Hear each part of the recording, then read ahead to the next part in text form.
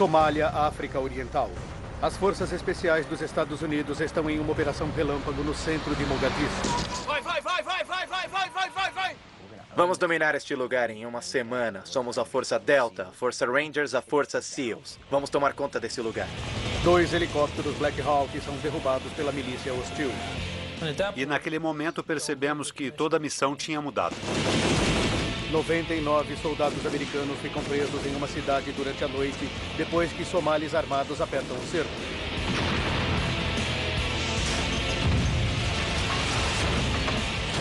Agora, os investigadores precisam entender por que uma missão de rotina deu tão errado, fazendo o exército americano sofrer a pior baixa desde a Guerra do Vietnã. Desastres não acontecem simplesmente. Eles são provocados por uma cadeia de eventos decisivos. Vamos desvendar as decisões fatais daqueles últimos segundos, pouco antes do desastre. Segundos fatais. A queda das tropas americanas.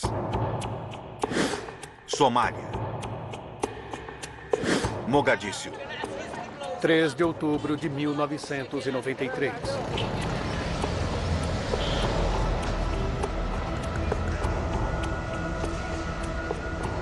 A Força Tarefa Ranger, uma equipe de elite americana com 160 soldados, está esperando orientações a respeito de sua próxima operação na confusa capital da Somália. Vamos lá! Sua próxima missão é capturar ou matar o ditador militar, o general Mohamed Aidid, e fazer com que membros de clãs rebeldes se entreguem. Fontes de inteligência locais identificaram vários alvos valiosos. Apoiadores leais de Aidid, reunidos em um local no centro da cidade. Hoje, os Rangers vão capturá-los vivos ou mortos. 15 horas e 32 minutos.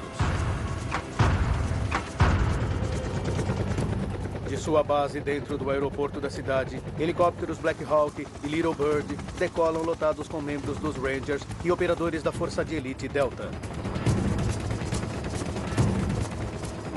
Nós nos aproximamos pelo mar e começamos a ver as favelas nos arredores da cidade. De repente, vimos a cidade.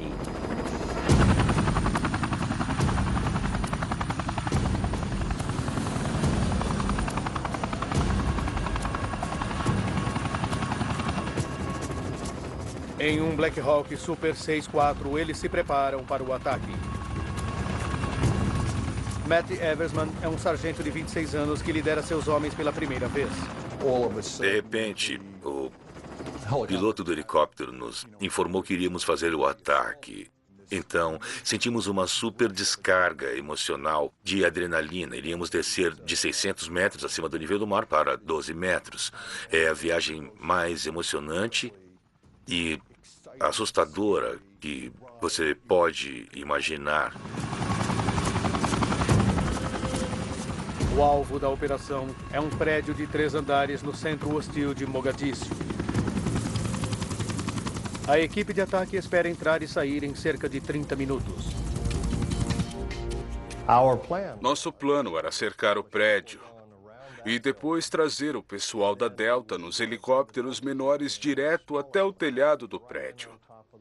Daí entraríamos e capturaríamos aquelas pessoas.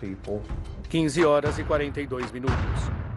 Depois de posicionados, os Rangers vão descer por cordas dos Black Hawks pairando acima. Eles estão divididos em 4 grupos distintos. Cada grupo deve proteger um canto diferente do prédio.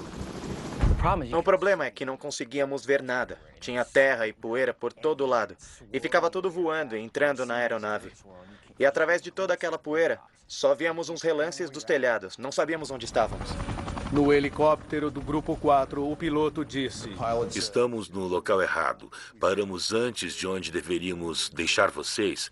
E com as cordas fomos lançados do helicóptero. Vai! O Grupo 4 vai ter que se deslocar até seu posicionamento assim que chegar ao chão.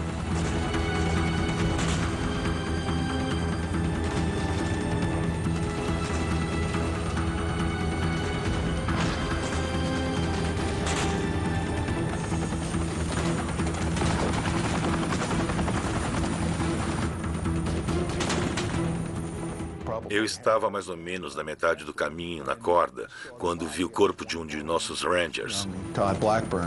Era o jovem Todd Blackburn, que estava caindo no chão. E meu primeiro instinto foi achar que estávamos sob fogo inimigo e que alguém já tinha sido atingido. E eu nem havia chegado no chão.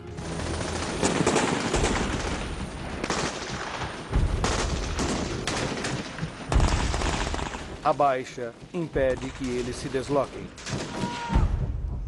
O médico me disse, ele não tomou um tiro. Ele caiu, perdeu o controle. Naquela hora achei que ele estava morto, porque ele sangrava pela boca, nariz e orelhas. Estava em péssimo estado.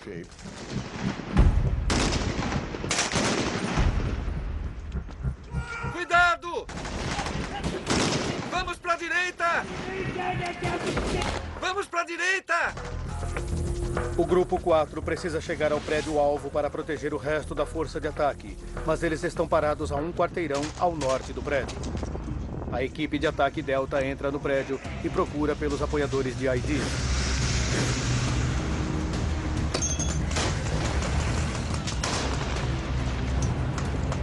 Ao mesmo tempo, um grande comboio de remoção chega ao prédio. A missão deles é trazer todo mundo de volta para casa. As equipes Delta e Ranger e seus prisioneiros. Aqui, equipe 64. Estamos em posição para a remoção. Câmbio. No veículo da frente está o comandante Danny McKnight. Eu assumi a posição de cobertura. Conseguia ver o prédio-alvo e então fiquei esperando pelo aviso.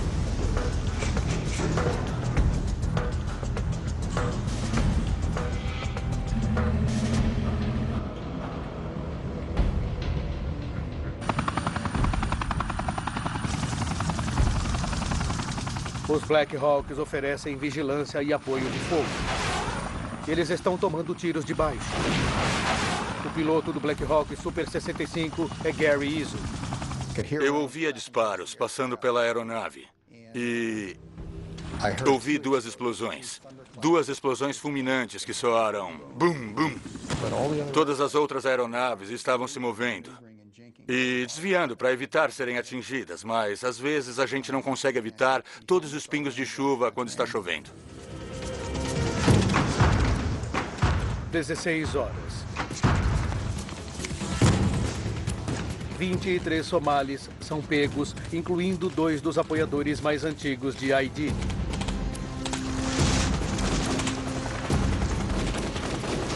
A força-tarefa se prepara para bater em retirada com os prisioneiros. 3 veículos do comboio de retirada são enviados para o norte para se encontrar com o Grupo 4, onde Todd Blackburn está ferido. Empurrem! Empurrem!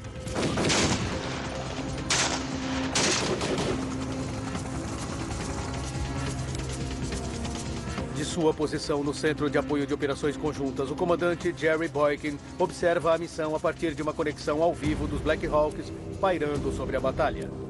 Coronel McKnight, prossiga a operação e traga os detidos para a base. Entendido.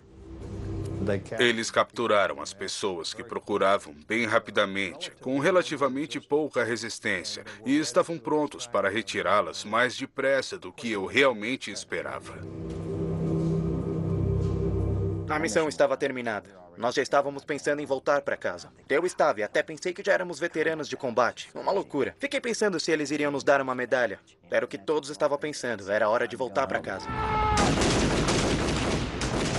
Porém, enquanto as equipes de ataque esperam pelo sinal para a retirada, mais somalis se reúnem na área alvo. Eu estava distante daquele lugar e cheguei correndo.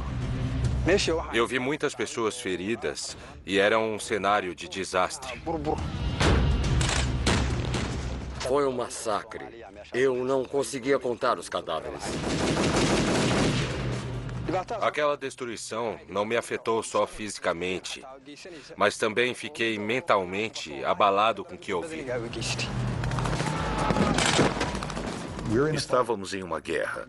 Estávamos em fogo cruzado pesado e era uma combinação inacreditável de sons ensurdecedores.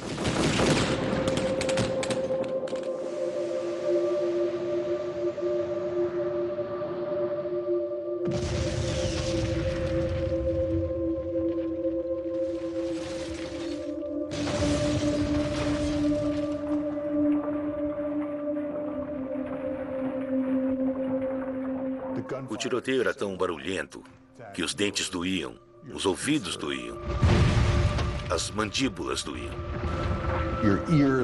Eu nunca tinha testemunhado outro tipo de sensação tão ensurdecedora em um campo de batalha como naquele dia. Estávamos lutando frente a frente com aquelas pessoas que não iriam parar. E a única coisa que os deteria seria uma de nossas balas ou mais violência.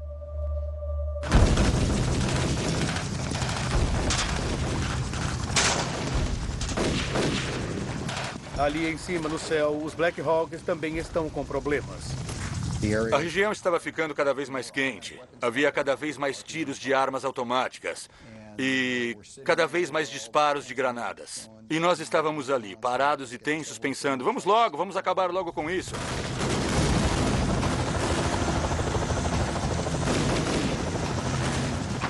Às 16 horas e 20 minutos.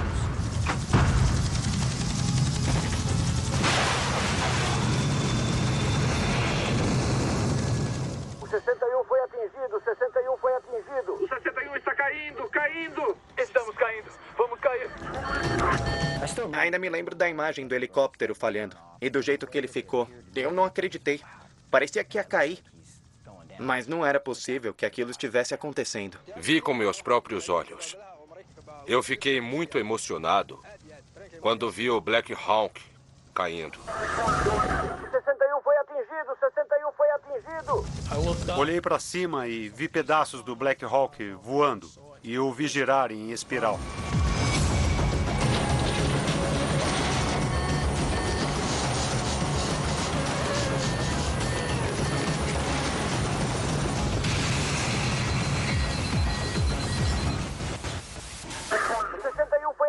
O 61 foi atingido. Temos um Black Hawk caindo. Um Black Hawk caiu sobre a cidade.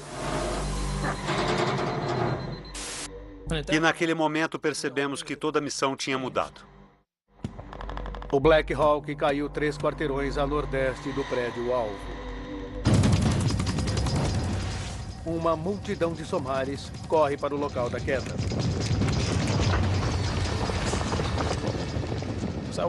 Enquanto eu procurava no outro quarteirão, literalmente uma multidão de pessoas correu para onde a aeronave tinha caído. E começamos a ter aquela sensação de que não teríamos muito tempo para descer lá.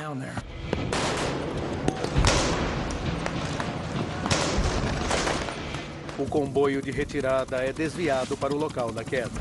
Direita!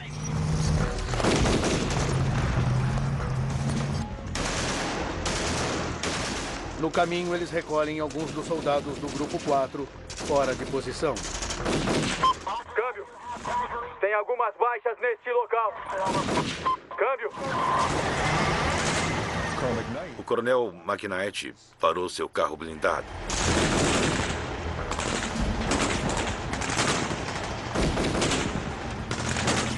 E nós o lotamos com nossos homens. Colocamos os homens nos veículos e seguimos, então, em direção ao local do acidente.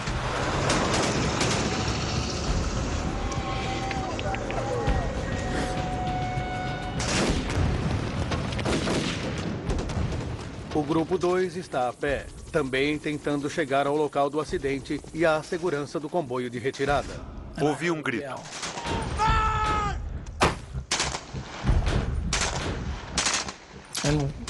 E vi Earl Fillmore, um operador da Delta. Ele tinha sido atingido na cabeça. E outro tiro acertou o tenente Lechner no queixo.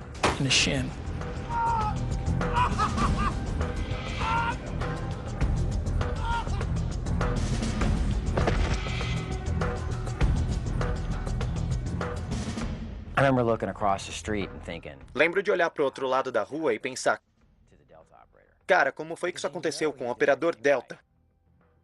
Porque ele estava fazendo tudo certo, a gente não fala, mas começa a pensar, Não somos indestrutíveis, não somos super-homens.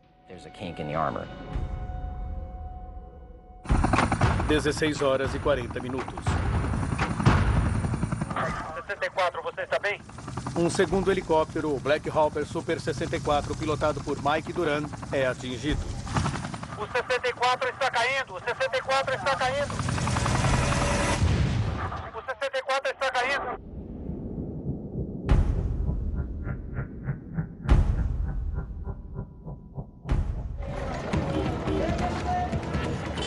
Uma multidão hostil começa a avançar em direção ao local da segunda queda.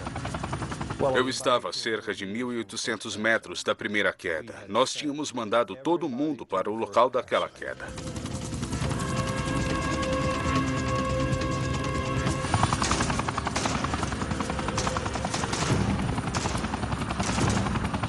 Jamais passou por nossas cabeças que poderíamos perder 2 no mesmo dia. 2 atiradores de elite da Delta que davam cobertura a partir de outro helicóptero são chamados para o local da segunda queda para oferecer proteção à tripulação ferida. Não havia como dar apoio a eles. Eles eram 2 contra um número desconhecido de milicianos somalis. Eu tive de negar. As chances deles saírem de lá vivos não eram boas. Na verdade, nós apresentamos essa questão a eles e eles disseram que entendiam. Mas quando os somalis se aproximam do local da queda, o coronel Boykin percebe que não há outra escolha. Vão ajudá-los. E ele precisa ganhar tempo para a tripulação ferida.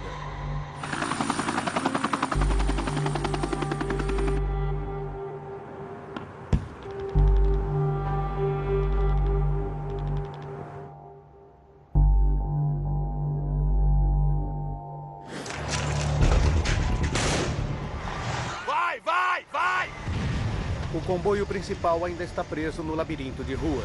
Entendido, próxima à direita, depois para o sul. Está incapaz de chegar ao local da queda. Entendido, à direita. Passamos por uma luta infernal contra os somalis, vindos pelos 2 lados da rua, atirando uns contra os outros. Um dos nossos veículos principais estava passando por uma rua quando uma granada voou por cima da capota. Fiquem avisados de que eles estão vindo com fogo pesado. Droga, para! Para, droga! Mais uma emboscada. E mais uma série de baixas. Estávamos ficando sem condições de terminar a missão por conta das baixas e do estado da tropa. Tenho várias baixas e veículos que estão meio avariados.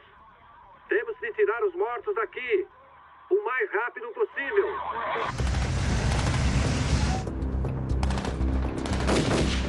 O comboio gravemente dizimado abandona sua busca pelo primeiro Black Hawk derrubado e começa a tentar voltar à base americana.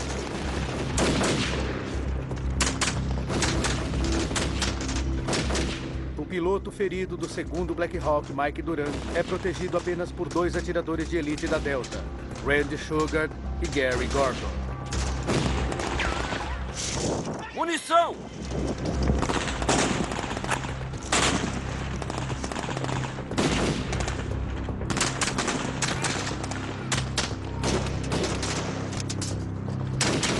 Mike depois nos contou que Randy Shugart gritou para ele: "Gord foi atingido." E sua arma silenciou.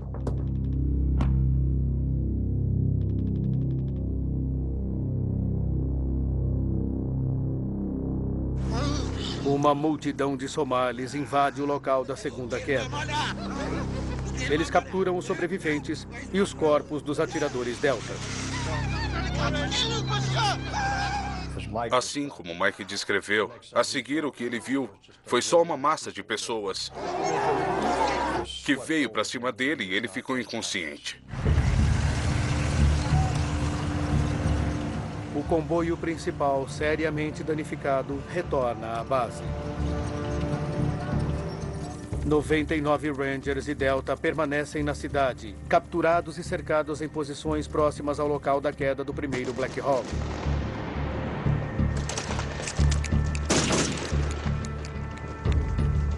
Quando a noite cai, os homens são forçados a procurar abrigo nas ruas hostis.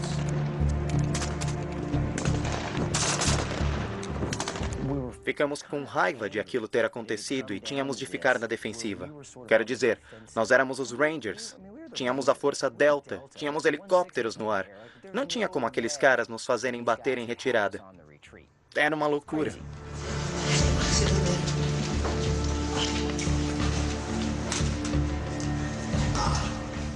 Apenas uma granada atirada naquela sala e todo mundo morreria. Era uma sensação assustadora estar ali, sabendo que seria possível não sobreviver àquela noite.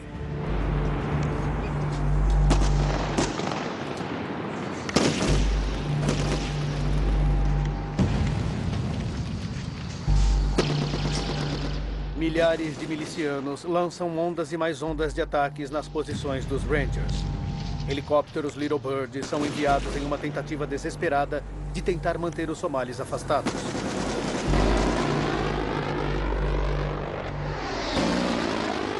Sempre que os Little Birds vinham e abriam fogo, aquilo iluminava o céu, como se fossem relâmpagos. Os foguetes pareciam trovões e chovia pedaços de metal sobre nós.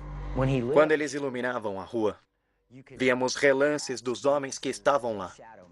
Havia mais deles do que imaginávamos, e mais perto do que achávamos que eles estavam. 23 horas e 15 minutos. Um comboio gigantesco sai da base americana nos arredores da cidade, composto de tanques paquistaneses e veículos malaios blindados, além de homens dos Rangers e da 10ª Divisão de Montanha. Esta nova missão do comboio deve salvar os homens capturados. O tenente Larry Morris lidera um contingente de Rangers na cidade. Eles sabiam que tipo de luta seria. E eles sabiam que seria um resgate longo quando voltamos. Mas precisávamos entrar lá e completar nossa missão.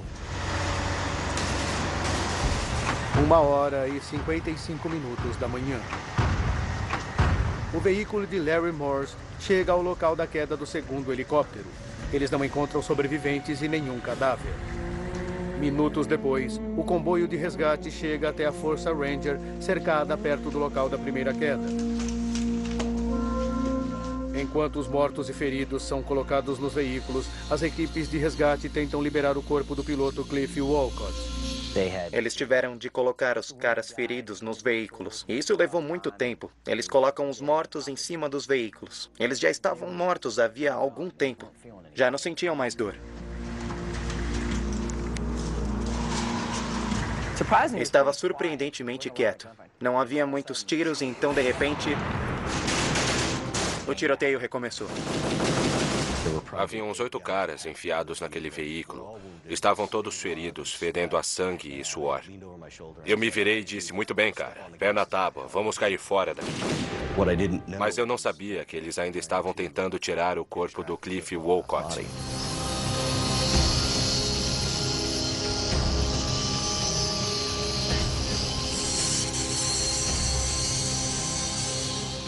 Ninguém iria embora antes que eles o tirassem de lá, por isso ficaram lá até que eles desmontassem a aeronave. 5h42. O comboio de resgate está finalmente pronto para partir. Mas com os veículos lotados com os membros da 10ª Divisão da Montanha, as forças da ONU e os mortos, nem todos os Rangers cabem. O pequeno grupo de Rangers que não tinha sido ferido tem de seguir a pé. Aquilo era inconcebível. Em teoria, deveríamos correr ao lado dos blindados para nos proteger. Mas assim que começamos a descer o primeiro quarteirão, nosso escudo nos abandonou. O grupo de Rangers e operadores da Força Delta abandonado precisa correr, o que depois foi chamada de Milha de Mogadíscio até chegar ao estádio de futebol controlado pela ONU. Milagrosamente, não houve mais baixas. Eu vi um caminhão de 5 toneladas voltar para o aeroporto. E havia soldados nele, mortos e feridos.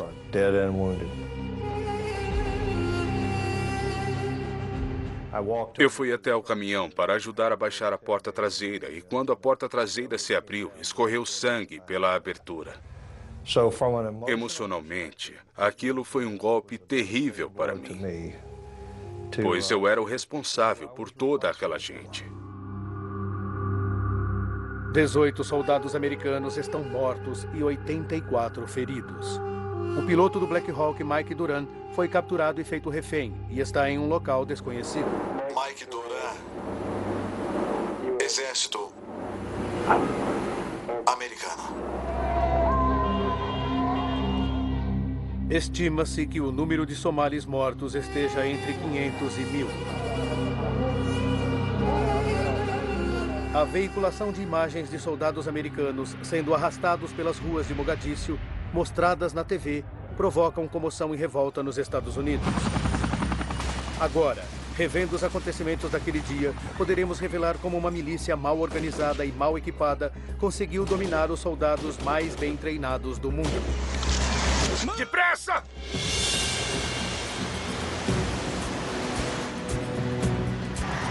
As tropas americanas tinham originalmente sido enviadas à Somália como parte de uma missão humanitária da ONU em março do ano anterior. Sua tarefa era proteger e distribuir suprimentos durante uma operação de restauração de paz. Tome cuidado para não roubarem os grãos. Eles estão ficando mais indisciplinados a cada dia. Nós precisamos ficar alerta e dar segurança.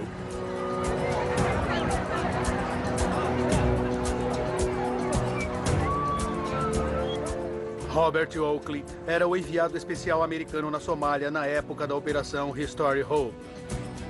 A Força Militar Restore Hope tinha demonstrado que conseguira vencer qualquer desafio e complicação com pronta imparcialidade. Co-presidida pelos Estados Unidos e pela ONU, civis e militares, todos trabalhavam juntos. O país estava indo muito bem. Mas em agosto de 1993, a missão mudou com a nova administração da Casa Branca. Agora, em vez de apenas proteger e distribuir suprimentos, as tropas americanas foram atrás do homem que eles acreditavam ser a grande ameaça. Foram não só para ajudar, mas também para estabilizar todo o país. Nós estávamos lotados na Somália, em Mogadíscio, a capital do país, para capturar e levar a julgamento um líder de clã famoso, de nome Mohammed Farah Aidid. O povo americano queria saber o porquê desta nova missão e depois por que ela deu tão errado. E ainda, por que os somalis estavam mantendo o piloto Mike Duran como refém? Oakley foi enviado de volta ao país depois dos acontecimentos principais de 4 de outubro e foi essencial para a libertação do piloto capturado Mike Duran. Vamos comemorar a liberação do nosso companheiro Mike Duran. Isso é muito bom. Oakley acredita que toda a estratégia para derrubar Aidid estava incorreta desde o início. Se eles o tivessem levado, alguma outra pessoa teria assumido seu lugar e a batalha teria sido pior. A ONU e os Estados Unidos deixaram claro para Aidid que ele não poderia mais fazer parte do futuro da Somália. Depois que essa esperança foi eliminada, ficou claro para eles que os Estados Unidos e a ONU não iriam tolerar mais Aidid como líder da Somália. Ele aceitou, mas pensou, bem, vou fazer outra coisa para chamar a atenção deles. E esse é um sentimento bastante humano, não só somali. Faço parte desse povo que sofre e mata. Partilho tudo com eles.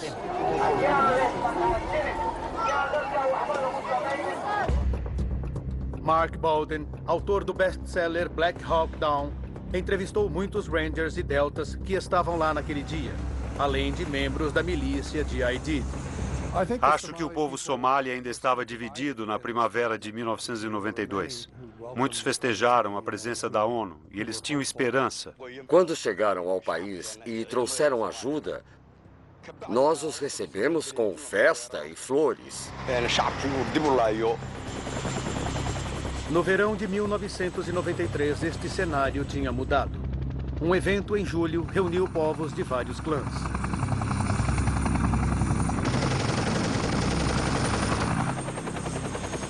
A ONU cercou o prédio onde vários líderes de clãs estavam reunidos para discutir se apoiavam a posição de Aidid contra a ONU ou não.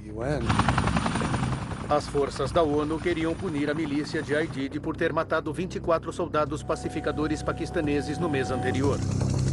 A reunião dos líderes parecia ser a oportunidade perfeita. Osman Ato, o principal financiador de Aidid, se lembra bem do dia da operação. Eles chegaram de helicópteros e começaram a atirar. Não havia armas escondidas, como eles afirmaram. Infelizmente, eles mataram 73, 72 anciãos.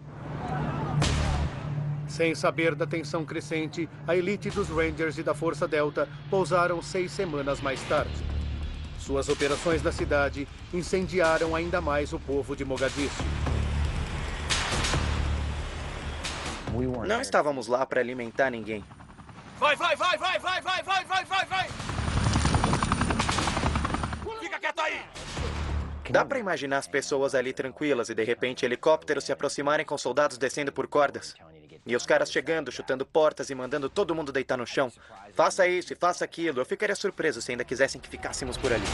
Com o aumento da tensão nas ruas de Mogadiscio, qualquer operação dos Rangers deveria ser pautada por inteligência precisa.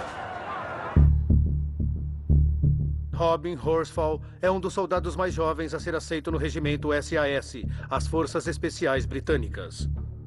Veterano de incontáveis encontros com o IRA nas ruas da Irlanda do Norte e membro da missão de libertação de reféns iranianos em 1980, Horsfall acredita que, frente a este cenário de hostilidade crescente, houve um grande número de erros táticos importantes cometidos, começando com o plano de ataque propriamente dito.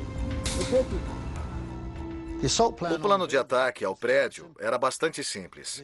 Os helicópteros Black Hawks chegaram e os Rangers desceram pelas cordas rapidamente nos 4 cantos diferentes do prédio-alvo. E, ao mesmo tempo, a Força Delta chegou em helicópteros Little Bird, saltou deles e realizou o ataque ao prédio principal. Era um plano de ataque que poderia ter sido posto em prática rapidamente no momento em que o General Aidid e seus apoiadores mostrassem suas caras. Os Rangers da Força Tarefa precisavam de um plano de ação imediata. Eles precisavam chegar rápido ao chão. Se eles tivessem de demorar demais e fazer longos preparativos, haveria chance de que o alvo não estivesse onde a inteligência tinha dito que estaria. Quanto mais simples, melhor. Não significa que não dá para mudar nada e que vamos fazer sempre igual todas as vezes. Mas isso se chama ter um modelo. O modelo básico funcionou várias vezes antes, mas não desta vez.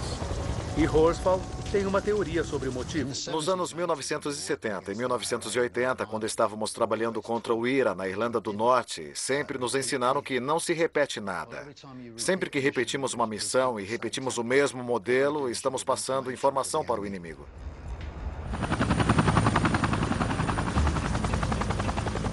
Isso significa que quando a milícia soube para onde os Rangers estavam indo, eles se prepararam. Quando os grupos de Rangers chegaram, os sentinelas de plantão enviaram um aviso para que a milícia invadisse a área-alvo. Eles nos disseram que havia pessoas no alvo. Eles tinham visto sistemas de armamento pesado, tinham visto metralhadoras, tinham visto pessoas. Sabiam então que estávamos vindo e as coisas iriam ficar mais quentes.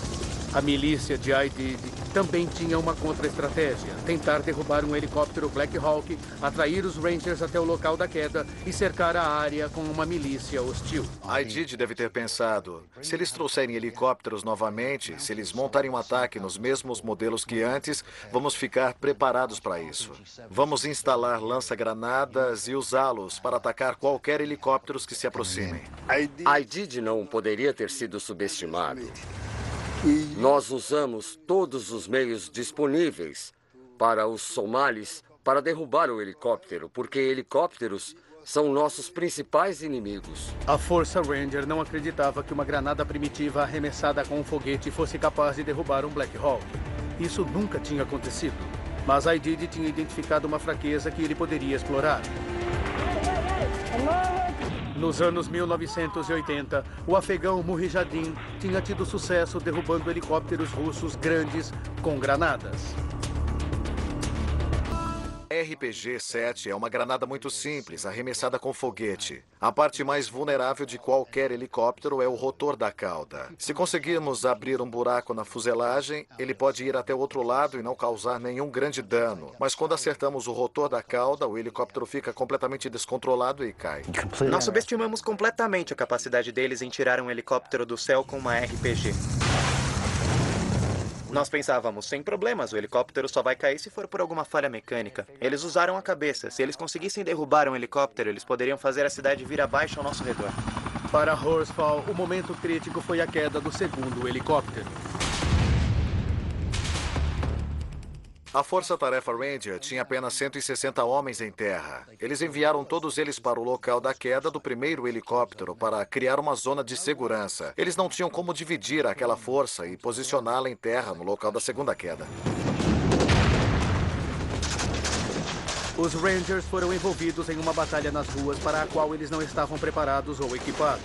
E encararam um inimigo determinado que tinha sido terrivelmente subestimado. Tinha os caras correndo por lá na caçamba de umas caminhonetes Toyota com chinelos de dedo. Tinha um cara com um capacete de futebol e achamos aquilo engraçado. E pensávamos que iríamos dominar aquele lugar em uma semana. Nós somos os Delta, nós somos os Rangers, somos a Força Aérea. Nós somos os SEALs e vamos dominar esse lugar. Os somalis são um povo muito orgulhoso e vão se defender e vão defender seu país.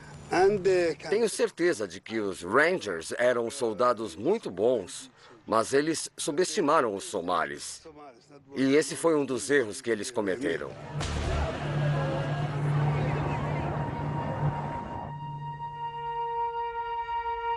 A pequena força de ataque se viu em uma posição isolada na cidade e cercada por uma milícia que lutava em ruas por eles conhecidas.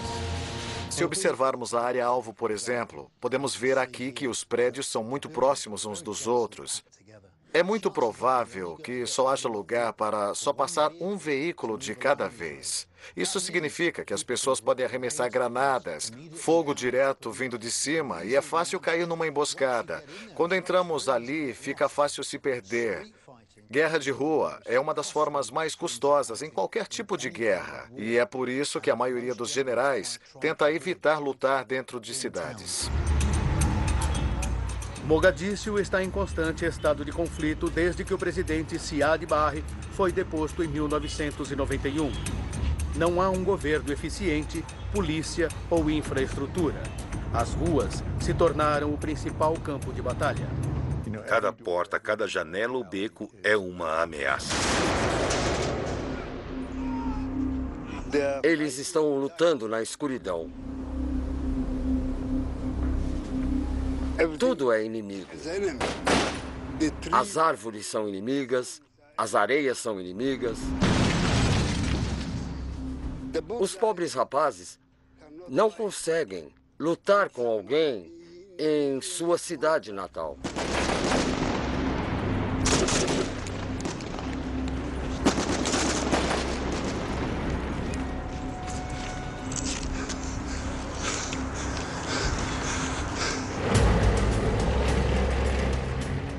Tradicionalmente, os Estados Unidos usam poder de fogo esmagador para se equiparar em lutas contra um grande número de pessoas à sua frente.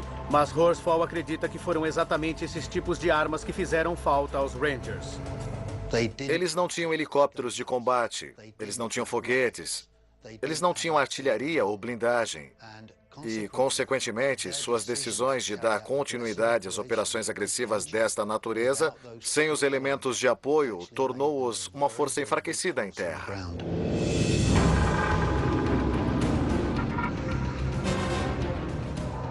Pedimos o AC-130 de combate. Confiávamos nele. E sabíamos que se estivéssemos em uma situação muito ruim, ele seria um fator decisivo. Nosso pedido foi negado. Pedidos feitos ao governo americano para que fossem enviados veículos blindados para a Somália também foram negados. Se tivéssemos um veículo mais robusto, um veículo blindado, nós poderíamos ter atravessado aquelas ruas muito mais rapidamente e com mais segurança.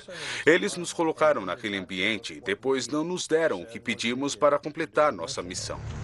Sem blindagem e sem apoio aéreo pesado, os Rangers foram forçados a confiar em veículos mais vulneráveis e menos capazes ofensivamente, além dos helicópteros Black Hawk. Vai, vai, vai, vai, vai, vai, vai! Decisões tomadas em nível político não levaram em consideração os efeitos táticos em terra. Mais uma vez, as lideranças americanas tinham cometido sérios erros em relação à escala da missão. Mas não foram só aqueles que estavam no topo que subestimaram a capacidade dos somalis em organizar tamanho contra-ataque. Os soldados em terra também cometeram graves erros de planejamento. O ataque foi montado para acontecer em menos de 1 hora. Por isso, eles não levaram consigo escudos de proteção corporal, equipamento de visão noturna e cantis com água. Parece que todo mundo perdeu a noção, mas, por outro lado, foi pensado que era para o bem da missão. Estaríamos mais leves e com mais mobilidade. Eu olhei para o Jeff e perguntei que horas são. Ele disse 2:30. E eu disse, quanto tempo duram as missões? Ele disse cerca de 45 minutos. Certo, então para que vamos levar os óculos de visão noturna quando esta vai ser uma missão diurna? Péssima ideia. Quando a noite chegou, eles eram uma pequena força, cercada pelo inimigo, em número infinitamente maior. E se eles tivessem os óculos de visão noturna, eles teriam tido uma vantagem que faria toda a diferença, aumentando a quantidade de vítimas. Agora, podemos revelar a sequência de eventos que levaram à maior perda de vidas dos Estados Unidos em um combate desde a Guerra do Vietnã. 1 hora e 8 minutos para o desastre. Uma força de ataque de elite é enviada para uma operação na Mogadíscio hostil.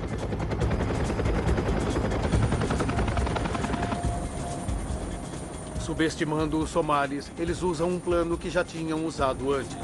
Vai, vai, vai, vai, vai, vai, vai, vai, vai, vai!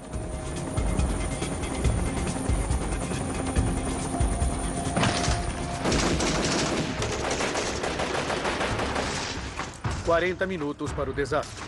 Informações falhas os deixam de cara com um inimigo enfurecido que sabe que eles estão chegando. 20 minutos para o desastre. Os somalis deliberadamente miram os helicópteros Black Hawk americanos com granadas. O 61 está caindo. As tropas defendem a aeronave caída. 3 segundos para o desastre. O 64 está caindo. Um segundo Black Hawk é atingido. As tropas em terra não conseguem defender os 2 locais. Elas são atraídas para uma luta nas ruas que não conseguem vencer. O que começou como uma missão simples se transformou em uma luta desesperada para a sobrevivência. 18 soldados americanos morrem e outros 84 são feridos.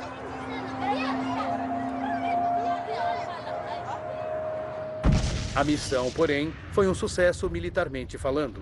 Os alvos foram capturados e a milícia de IDID sofreu severas perdas. Mas as vítimas entre os Rangers e as imagens de corpos sendo arrastados pelas ruas exibidas pela TV forçaram a retirada de todas as forças americanas da Somália.